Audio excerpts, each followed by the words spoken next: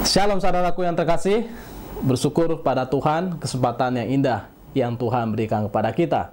Kita belajar kebenaran firman Tuhan. Kali ini kita lihat dari Filipi pasal yang pertama ayat 15 sampai dengan ayat yang ke-20. Kita akan membaca, ada yang memberitakan Kristus karena dengki dan perselisihan, tetapi ada pula yang memberitakannya dengan maksud baik. Mereka ini memberitakan Kristus karena kasih, sebab mereka tahu bahwa aku ada di sini untuk membela Injil. Tetapi yang lain karena kepentingan sendiri dan dengan maksud yang tidak ikhlas. Sangkanya dengan demikian mereka memperberat bebanku dalam penjara. Tetapi tidak mengapa, sebab bagaimanapun juga Kristus diberitakan, baik dengan maksud palsu maupun dengan jujur. Tentang hal itu aku bersukacita dan aku akan tetap bersukacita, karena aku tahu bahwa kesudahan semuanya ini ialah keselamatanku oleh doamu dan pertolongan Roh Yesus Kristus.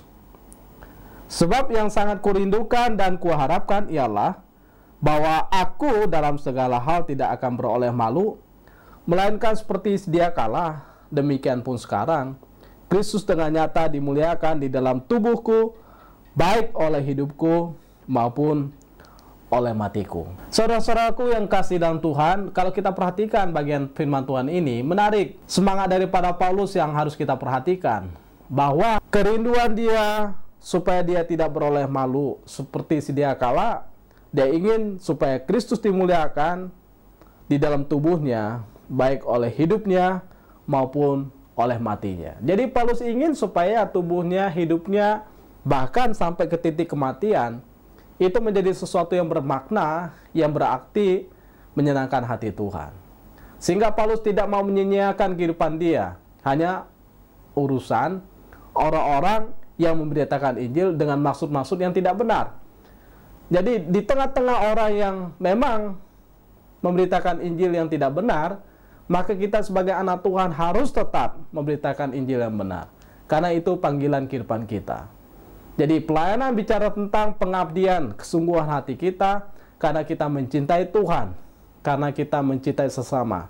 Dan diwujud nyatakan dengan semangat yang sungguh memberitakan kebenaran firman Tuhan, dengan semangat yang sungguh dengan melayani Tuhan, dengan semangat yang sungguh mencari jiwa-jiwa, menjangkau jiwa-jiwa, supaya berjumpa dengan Tuhan.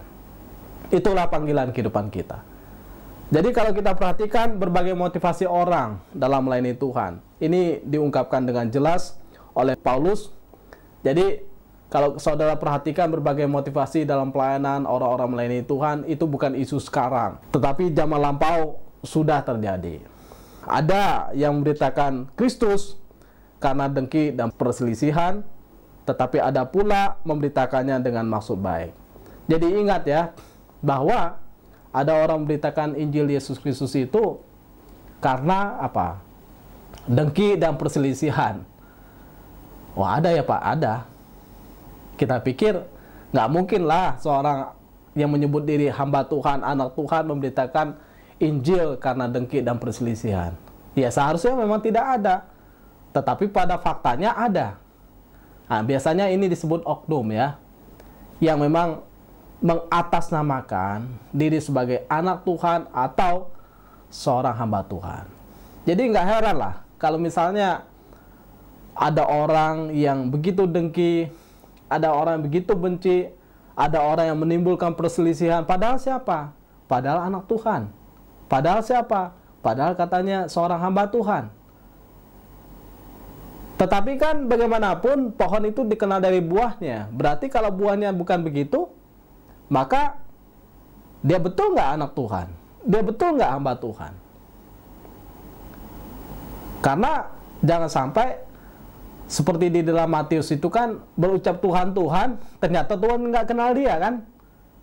Dia berkata, oh Tuhan saya sudah mengadakan mujizat demi namamu, melayani demi namamu, lakukan ini demi namamu. Ternyata nyalah kamu pembuat kejahatan. Itu jawaban Tuhan, saya tidak kenal engkau. Jadi sepertinya orang itu berucap Tuhan, melakukan sepertinya untuk Tuhan, padahal tidak. Padahal buahnya adalah dengki, perselisihan. Sehingga nggak heran misalnya ada orang yang memang sukanya bertengkar, ada orang yang sukanya iri. Dan isu tentang iri, pertengkaran bukan hanya isu sekarang ya, isu dari dulu-dulu. Sehingga ya kita sebagai anak Tuhan, sebagai hamba Tuhan pun ya nggak perlu merasa pusing juga, karena memang dari dulu hal-hal seperti ini sudah ada. Sehingga misalnya ada orang yang melarang orang untuk khotbah, termasuk di gereja kami, dia telepon sendiri kepada pengkhotbah itu, kemudian dia suruh istrinya. Dan kemudian pendeta ini merasa nggak ada masalah, ajarannya beres, orangnya baik, orangnya berlaku wajar, nggak ada sesuatu. Kita nilai uang orang tidak berzina, enggak. Kita ngajarin ajaran sesat, tidak. Apa alasannya? Saya dengar hal itu ketawa aja. Kenapa? Nggak pusing lah. Kalau misalnya pendeta ini nggak mau khotbah juga nggak masalah. Saya masih bisa khotbah. Atau bisa ada orang yang lain yang punya hati. Artinya apa? Saya nggak pusing. Ada orang yang dengki sedemikian rupa, berselisih sedemikian rupa, sampai dia menghalalkan segala cara, menghambat orang untuk berkhotbah, menghambat orang untuk melayani, telepon sana sini, memberitakan hal-hal yang buruk tentang orang lain. Jadi berbagai isu diteparkan. Ya memang katanya kalau orang sudah nggak suka dengan orang lain, ya hal yang baik pun jadi buruk kan, apalagi yang buruk istilahnya. Padahal Alkitab jelas berkata, tutupilah dosa, kasihlah sesamamu. Apalagi kalau nggak ada dosa, jangan seakan-akan ada dosa kan gitu. Orang yang membenci kita harus dikasih, apalagi kalau orang mengasihi kita. Nah, dengan kata lain bahwa apa yang kita pikirkan tentang pelayanan? Apakah dengki? Apakah perselisihan? Enggak, bukan di situ. Ada nggak orang di sana? Ada. Tapi kita jangan di sana dong. Kita kan udah tahu tentang kebenaran. Kecuali kita anak Tuhan yang palsu atau hamba Tuhan yang palsu. Nah, maka perlu dibereskan hati kita. Perlu pembaharuan budi kita. Perlu luas hati kita. Pikiran kita juga harus luas. Jadi jangan hanya berada dalam satu kotak yang kecil, seperti katak dalam tempurung, atau seperti orang yang tidak pernah keluar dari sangkar, ya, seperti burung yang tidak pernah keluar dari sangkar, yang nggak tahu dunia, tapi dia seakan-akan sudah tahu semua. Nah, orang seperti ini, kalau misalnya melayani Tuhan, memang berbahaya. Orang yang penuh dengan dengki, dengan perselisihan. Karena itu pasti menimbulkan masalah. Nah, maka harus dibereskan dulu. Bertobat dulu di hadapan Tuhan. Jadi, pembaharuan dulu secara budi. Bereskan dulu secara hati. Sehingga ada istilah bagi saya adalah, ya revolusi mental dulu lah. Mental secara rohani loh ya. Revolusi dulu secara pribadi, secara rohani, supaya mengalami yang namanya suatu kehidupan yang baru, suatu pemulihan di dalam Tuhan. Maka jangan pernah memberitakan Injil karena dengki dan perselisihan, tapi beritakanlah Injil dengan maksud baik. Apa maksud baik? Maksud baik itu adalah memberitakan Kristus karena kasih. Ya, kemudian memberitakan kebenaran-kebenaran Injil daripada Tuhan. Jadi itu maksud yang baik. Nah, kita sebagai anak Tuhan, karena Tuhan sudah baik kepada kita, sudah mengasihi kita, ya wajar adalah seharusnya kita memberitakan Injil dengan maksud yang benar, dengan maksud yang baik. Karena kita mengasihi Tuhan ya, karena kita mengasihi sesama. Dan memang Alkitab mengajarkan kepada kita supaya kita hidup dalam kasih. Kasihlah Tuhan dengan segenap hatimu, dengan segenap jiwamu, dengan segenap kekuatanmu. Kasihlah juga sesamamu manusia seperti dirimu sendiri. Artinya semangat kasih ada dalam kehidupan kita. Kenapa saya melakukan itu? Pertama, karena saya mengasihi Tuhan. Kedua, karena saya mengasihi sesama. Karena saya sudah mengalami kasih Tuhan. Jadi kita bisa memahami bahwa saya melayani Tuhan itu dengan motivasi yang benar. Bagaimana? Yaitu karena saya mengasihi Tuhan, karena saya mengasihi sesama saya, karena saya sudah mengalami kasih Tuhan. Maka disitulah orang bisa mengalami kehidupan yang benar. Bahkan bisa melayani Tuhan dengan benar dalam kehidupannya. Jadi seperti Paulus misalnya, ketika dia memberitakan Injil, dia memberitakan Injil dengan suatu kesungguhan, dengan suatu semangat yang luar biasa, yang memang harus kita teladani dalam kehidupan kita. Jadi Paulus tidak pernah hanya berpikir tentang dirinya, tetapi karena dia pikir ini suatu pekerjaan Tuhan, sehingga dia berani mengambil risiko-risiko dalam kehidupan dia. Kenapa saya pikir dia berani mengambil risiko-risiko? Karena dengan apa yang dia lakukan, dia masuk dalam penjara. Dia kemudian diperlakukan orang dengan tidak baik. Begitu banyak pembenci-pembenci Paulus. Jadi harus kita ingat ya, ada orang yang mencintai Paulus, ada orang yang membenci Paulus. Maka jangan pusing juga kita kalau ada orang yang mencintai kita, ada orang yang membenci kita. Nah, jadi ada lover, ada hater. Ada pencinta kita, ada pembenci kita. Ya memang inilah yang terjadi dalam kehidupan kita. Nah, Paulus, dia berani mengambil risiko-risiko sehingga banyak orang bertobat. Sehingga kemajuan Injil terus maju, terus maju, terus maju, terus maju. Sehingga berita Injil itu tersebar ke seluruh istana dan semua orang lain. Itu yang Paulus sampaikan di dalam ayat 12 dan 13. Tetapi dia berkata, karena itulah Injil itu semakin banyak didengar orang. Karena itulah ada kemajuan dalam penginjilan. Kalau orang nggak berani ambil risiko, kalau orang nggak berani berkorban, kalau orang nggak berani dukung pekerjaan Tuhan, bagaimana Injil itu bisa tersebar? Bagaimana terjadi kemajuan dalam pekerjaan Tuhan? Tidak mungkin. Karena Tuhan selalu memakai kita, jangan lupa. Tuhan selalu memakai anak-anaknya untuk memberitakan kebenaran firman Tuhan, untuk memajukan pekerjaan Tuhan. Tuhan bisa nggak kerja sendiri? Bisa. Tapi Tuhan butuh kita. Supaya kita sadar bahwa apa? Yang pertama, kita sudah ditebus oleh Tuhan. Seharusnya kita menjadi alat di tangan Tuhan. Supaya kita sadar betapa tidak mudahnya melayani jiwa, menjangkau jiwa. Supaya kita sadar bahwa betapa mahalnya pengorbanan untuk menjangkau jiwa. Itulah yang Yesus kerjakan. Sampai nyawanya harus dia serahkan. Betapa mahalnya. Jadi bukan sesuatu yang gratis. Memang keselamatan itu gratis, anugerah. Tapi bagaimana seseorang mencapai kepada titik itu, betapa mahalnya. Jadi kita harus menghargai dong Tuhan yang sudah menyelamatkan kita, itu maksudnya. Sehingga kalau ada orang memberitakan Injil karena dengki, karena perselisihan, berarti itu keluar daripada motivasi yang benar. Kemudian ada orang memberitakan Injil karena kepentingan diri sendiri dengan maksud yang tidak ikhlas. Ada orang dengan kepentingannya sendiri, jadi bukan tujuan Tuhan. Sepertinya memberitakan Injil, tapi isinya kemakmuran terus. Ada memberitakan Injil sepertinya, isinya bicara tentang kesembuhan terus. Isinya tentang uang terus.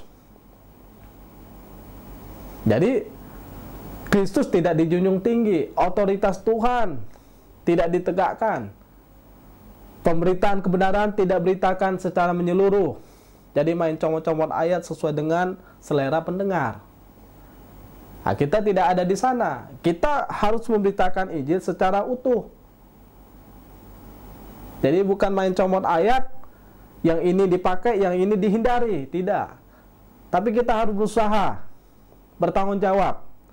Maka kalau kita mau melayani, harusnya belajar 10 kali, memberitakan 1 kali.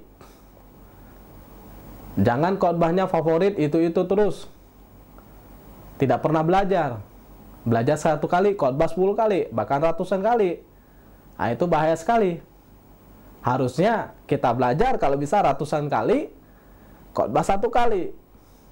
Belajar lagi, khotbah lagi. Nah, itu seorang pengkhotbah yang benar, yang bertanggung jawab. Jadi dia lihat kiri kanan, dia lihat ayat demi ayat, perikop demi perikop, pasal demi pasal. Sehingga apa? Sehingga pemahamannya utuh. Tidak mengajarkan ajaran salah. Ingat loh, Paulus berkata juga, awasilah dirimu, awasilah ajaranmu. Jadilah orang Kristen yang bertanggung jawab, yang hidup bermakna, yang bernilai, yang menegakkan kehidupan orang lain bersandarkan pada Tuhan. Nah, itulah Paulus. Jadi Paulus tidak mau hanya berpikir tentang kepentingan dirinya sendiri. Kalau cuman khotbah menyenangkan hati orang, lalu supaya orang senang pada kita.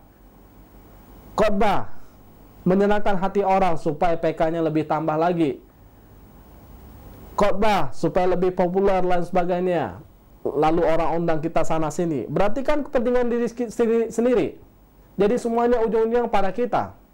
Khotbah baik dengan orang baik, ujungnya lagi pada kita. Padahal titiknya harus pada Kristus dong. Jadi bukan pada si pemberita, titiknya harus ke sana, bukan ke sini. Nah, itu yang Paulus katakan.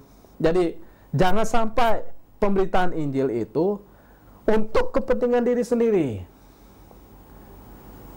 Maka nggak heran kan orang yang untuk Tuhan selalu mengalami yang namanya penderitaan, kesulitan.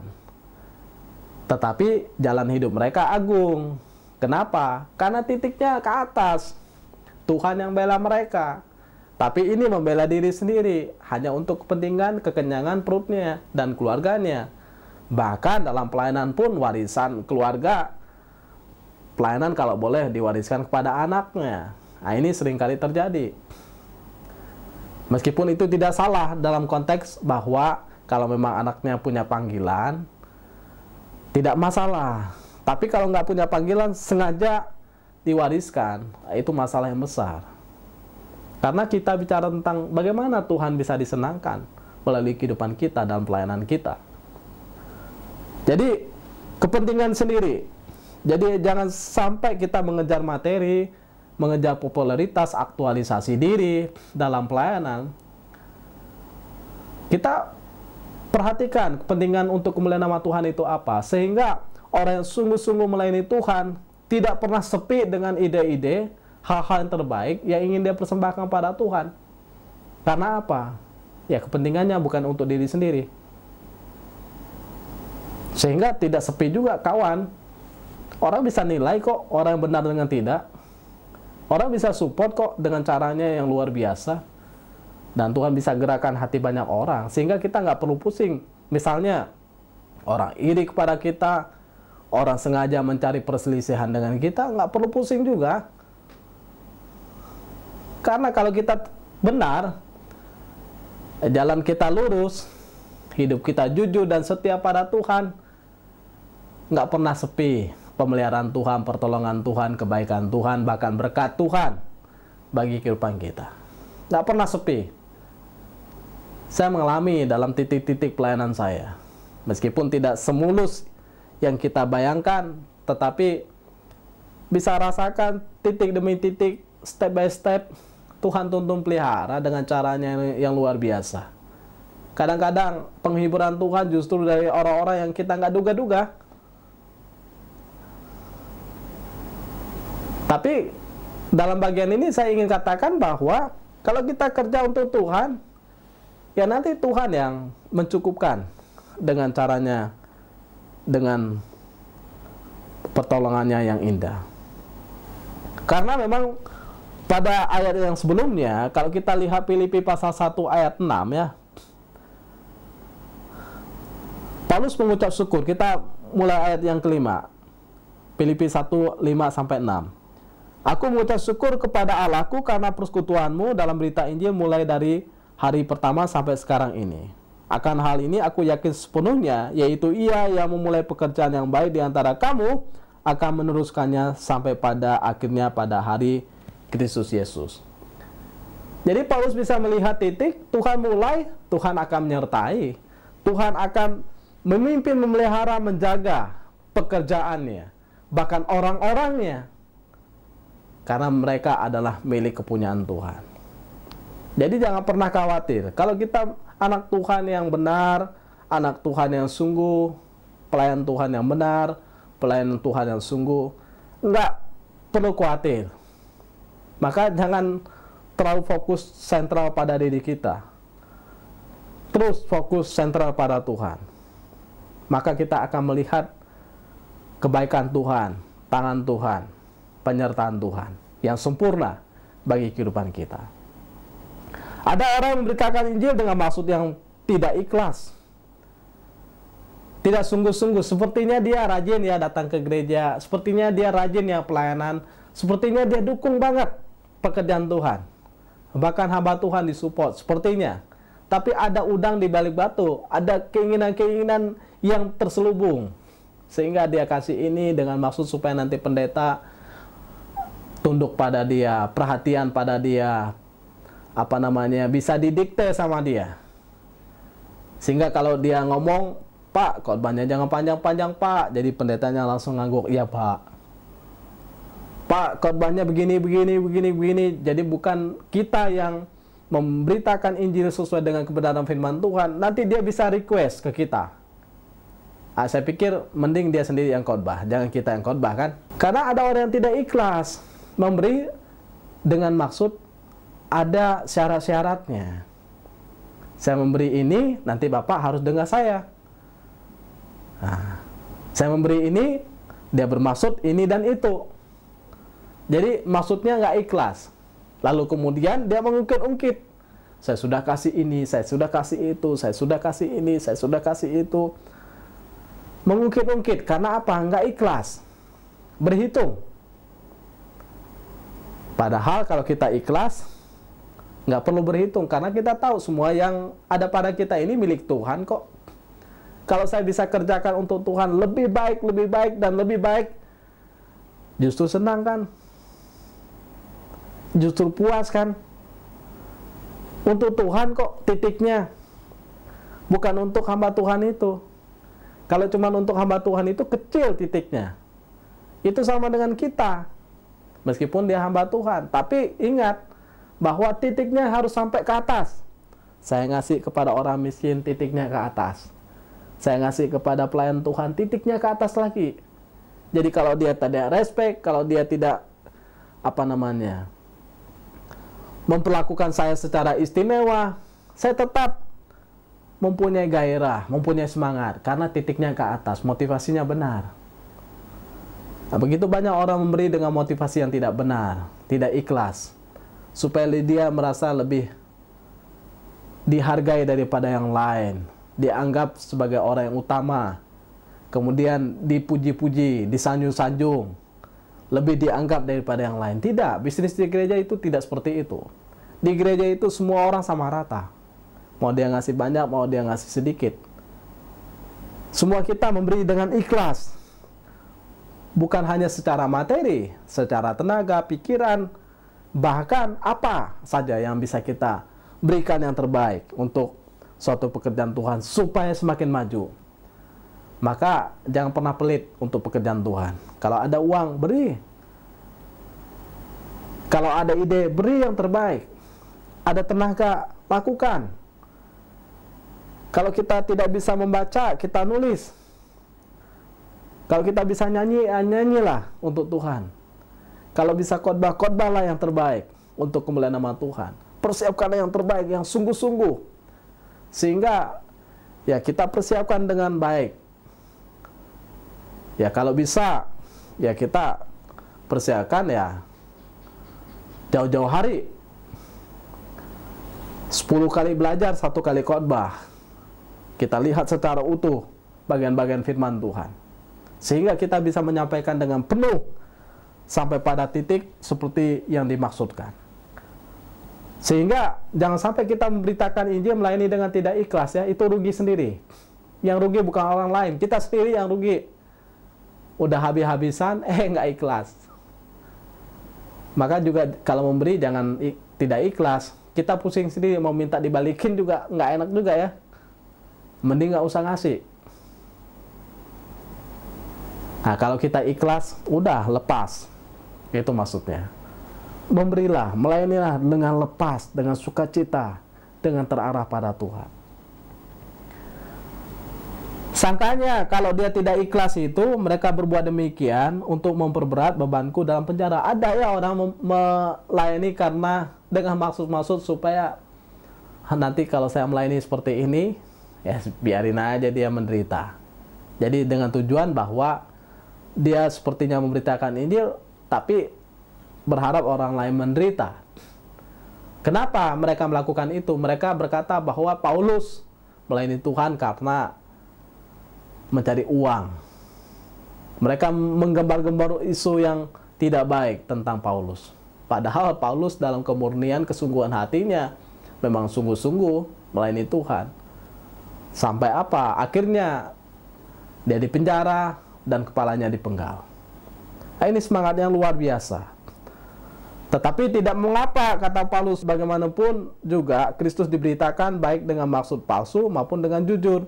Tentang hal itu aku bersukacita dan aku akan tetap bersukacita. Kalau kita melayani Tuhan ya harus dengan jujur, dengan ikhlas, dengan maksud yang benar. Jangan dengan maksud yang palsu. Karena kepalsuan pada akhirnya akan terbuka juga cepat atau lambat. Dan yang namanya palsu berarti tidak asli kan? Tidak asli apa? Tidak asli motivasinya benar. Tidak asli sesuai dengan kehendak Tuhan. Dan Tuhan tidak berkenan dengan hal-hal yang palsu. Maka bukalah kepalsuan itu. Buanglah kepalsuan itu. Bukalah topengmu. Singkirkan ajaran-ajaran yang tidak benar, yang tidak sesuai dengan kebenaran firman Tuhan. Ya, kita harus memberitakan Injil secara benar, secara jujur, sesuai dengan panggilan Tuhan pada kehidupan kita. Maka kita harus belajar dengan sungguh-sungguh kebenaran firman Tuhan. Dan Paulus tidak merasa terganggu dengan berbagai motivasi-motivasi yang dilakukan oleh orang-orang ini. Kenapa? Karena dia tahu kok panggilan dia.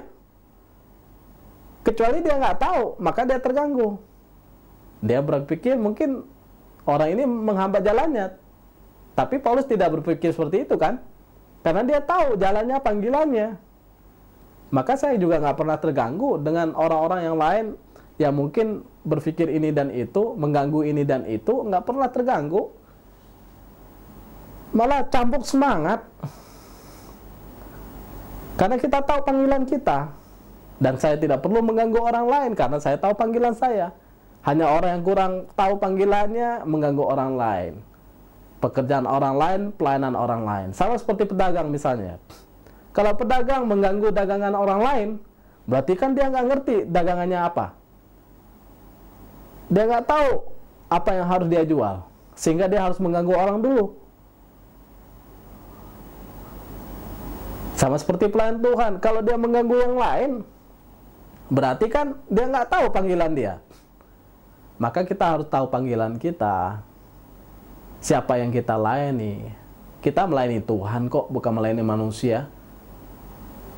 Memang melayani Tuhan itu dengan mengasihi sesama, melakukan perbuatan terhadap sesama. Tapi endingnya adalah Tuhan. Nah, Tuhanlah yang melihat semuanya, menilai semuanya. Mana yang benar, mana yang salah. Jadi kita bisa memperhatikan semuanya itu, biar orang menilai kita dengan berbagai cara, dengan berbagai pemikirannya. Kita juga nggak bisa menahan kan pemikiran orang, penilaian orang. Tapi periksa diri kita, awasi ajaran kita, awasin hidup kita, bahkan awasi tiap jalan kehidupan kita. Jangan-jangan sampai kita salah, tidak sesuai dengan kehendak Tuhan dan mendukakan hati Tuhan.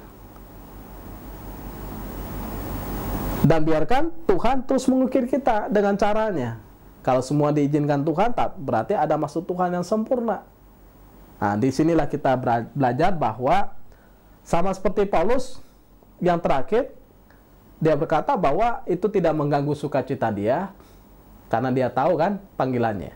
Jadi jangan pernah biarkan apapun yang orang lain lakukan itu menghilangkan sukacita, membuat kita kecut, membuat kita marah, kecewa, putus asa, bahkan tidak mau berjuang lagi, tidak semangat lagi melayani Tuhan.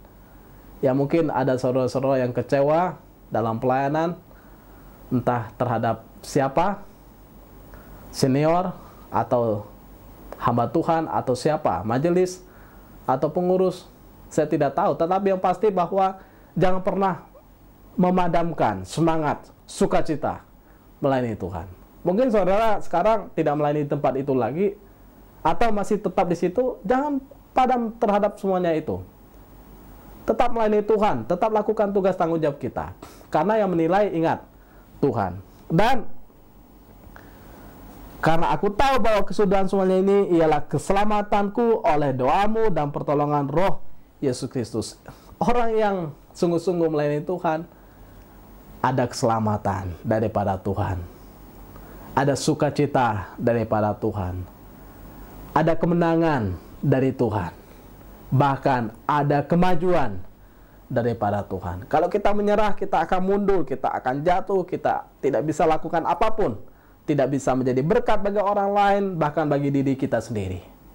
Tapi kita bangun, bangkit, lakukan tugas tanggung jawab kita dampak lebih luas. Jadi jangan biarkan orang mengkerdilkan kita, sehingga kita nggak dampak apa-apa. Tapi kita harus membuka hati kita sama seperti Allah Bapa di sorga, begitu besar kasih-Nya. Lalu kita hidup menjadi pohon yang berbuah-buah, menjadi berkat. Bahkan kita harus ingat, bukan hanya menikmati keselamatan, sukacita dalam Tuhan, tapi ada pertolongan daripada Roh Yesus Kristus. Memang itu janji Tuhan bagi orang percaya, bahwa orang yang menyertai Tuhan akan disertai Tuhan. Bukan hanya besok, bukan sampai minggu depan, atau bulan depan, tahun depan, tidak. Tapi sampai akhir zaman. Semua orang melayani Tuhan, disertai sampai akhir zaman. Itulah janji Tuhan kepada murid-murid. Aku akan menyertai engkau sampai akhir zaman. Saya pikir-pikir, murid-murid apakah sampai akhir zaman? Ternyata enggak loh. Tapi kenapa Yesus berucap sampai akhir zaman? Sampai titiknya akhir zaman, kesudahan zaman. Kenapa? Karena muridnya bukan hanya mereka, tapi ada murid-murid sampai hari ini, bahkan sampai kemudian, masa ke masa, sampai tiba akhir zaman. Dan Tuhan menyertai mereka semuanya. Ini kekuatan kita. Jadi jangan bergantung pada orang, jangan bergantung pada fasilitas, jangan bergantung pada uang. Bergantunglah pada Tuhan yang menyertai kita. Uang bisa habis, orang bisa meninggalkan kita, fasilitas bisa berkurang, tapi kasih setia Tuhan tidak pernah beranjak daripada orang yang percaya. Kiranya firman Tuhan ini menguatkan kita, mendorong kita untuk terus semangat dalam melakukan tugas tanggung jawab kita dalam pelayanan. Terpujilah nama Tuhan. Amin.